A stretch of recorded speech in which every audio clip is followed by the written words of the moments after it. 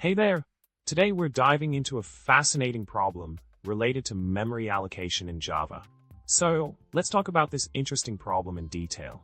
Now, let's jump into the solution provided. In the code snippet, we have a Java class with a main method and a test method. The test method creates an array of integers, assigns a value at a specific index, and returns the sum of that value in a hexadecimal constant. This code is then compiled using javac and executed with specific command line options.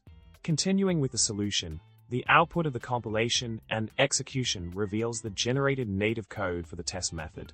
Surprisingly, the generated code only includes instructions relevant to the operation of the method itself, such as value manipulation. There is no explicit allocation or zeroing of the array mentioned in the code snippet.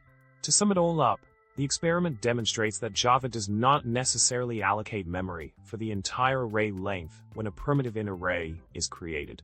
The JVM's behavior optimizes memory allocation based on the specific use case, leading to efficient resource utilization. Hope you enjoyed unraveling this memory mystery in Java. Remember to subscribe, like, and leave a comment below with your thoughts. Thanks for watching, and until next time, happy coding!